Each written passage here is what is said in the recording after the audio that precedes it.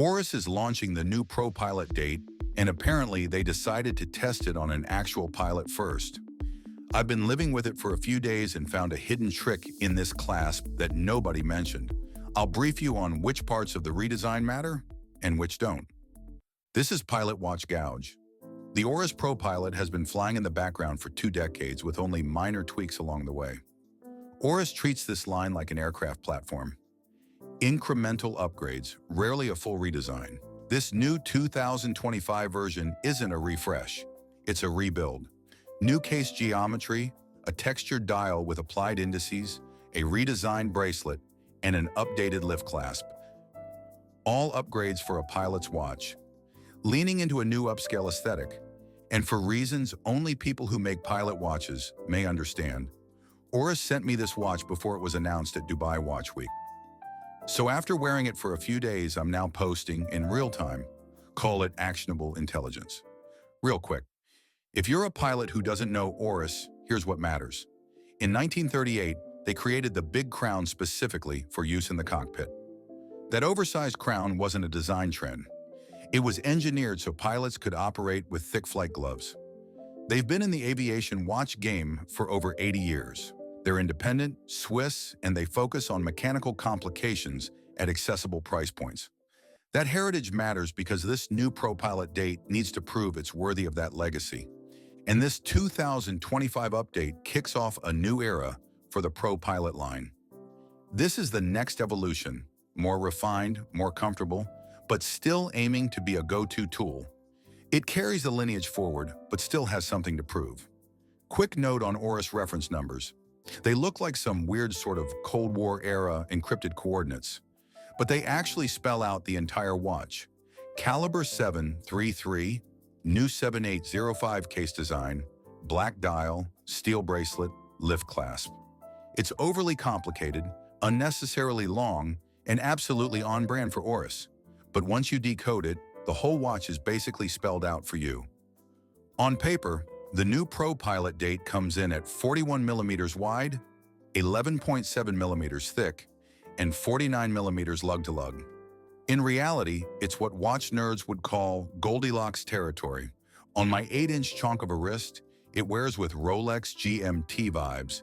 Same footprint, same balance, but without any of the don't scratch it anxiety. The case itself is sharper than the last generation. The old ProPilot had a more slab-sided profile. It was chunky. This one wraps around the arm like something designed by, well, someone who actually wore the last one. It practically disappears, and at 135 grams on the bracelet, it wears closer to titanium than steel. The 7.6 millimeter crown here, signed, grippy, in size for gloved operation, echoing the original from the 1930s. It signals pilot watch, but it's not comically large. One thing I noticed, with no crown guards, that oversized crown is just out there. As someone who has to return this watch to Oris eventually, I feel a small twinge of anxiety every time I set it down. But the screw-down crown itself is fantastic. Smooth, satisfying, easy to operate. And then there's the bezel, the ProPilot's fingerprint. The turbine blade fluting is sharper now, catching the light in a way the older versions never did. It's functional personality, a design element that tells you this is an Oris before you even see the dial. Finishing is a mix of satin and polished surfaces, subtle, not flashy. Think more quiet competence than airport lounge jewelry. Water resistance is 10 bar or 100 meters, which is more than enough for the 3 S's at the crew hotel. Showering, swimming, and snorkeling, but not scuba. Overall, the new case is more refined, more ergonomic, and far more comfortable. If you're used to big, chunky pilot watches, this one might surprise you. It's still somewhat tooly looking, but it's a tool you forget you're wearing. The dial on the new ProPilot is where Oris did the most quiet work. This one's the black variant, with a new textured surface allegedly inspired by natural materials, which is press release code for it looks good, but don't overthink it. Around it, there's a new dial ring design framing the display, and the Arabic numerals are now applied and brushed. In direct light, they pop. In low light, they can blend into the dial's tonal texture, functional, but subtle enough that sometimes you actually have to look for them. The hands have been redesigned too, with lume on the tips and a little on the hour markers. Barely. This is not a dive watch, and Oris isn't pretending it is. The branding is minimal. The simple Oris wordmark under 12, a very no-nonsense date window down at 6, which honestly is at certain angles the most legible element of this dial.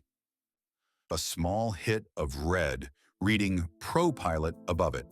The seconds hand, hour markers, and the 12 o'clock index also get the red accent, Oris's take on the classic Flieger orientation mark.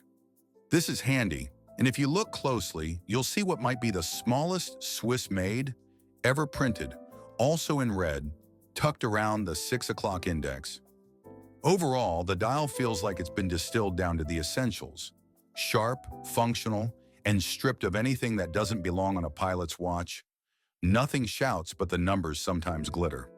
Inside the new ProPilot Date is the Oris Caliber 733, their take on the Sellita SW200-1. Nothing exotic, nothing fragile. Just a reliable movement that does its job without demanding a lot of attention. This particular watch surprised me a bit.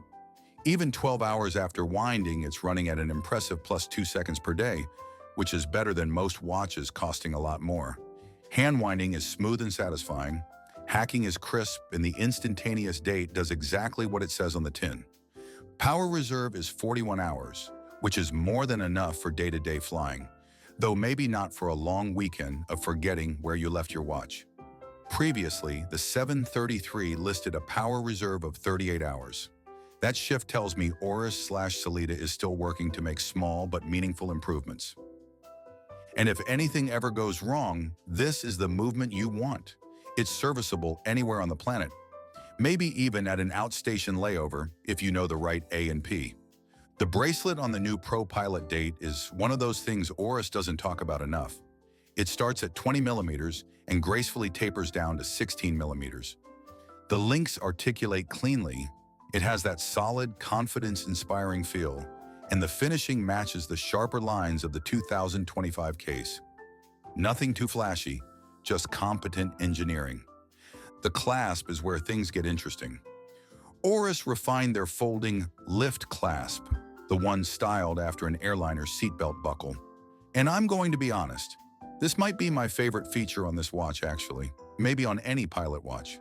I don't know if I'm allowed to be this excited about a clasp, but it makes me smile every time I snap it open. It's playful, tactical, and a little bit aviation nerdy, all at once.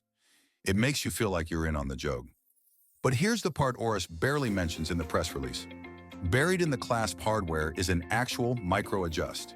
It's discreet, easy to miss, and extremely useful if your wrist swells during long flights, which if you're a pilot, you already know is not a theoretical problem.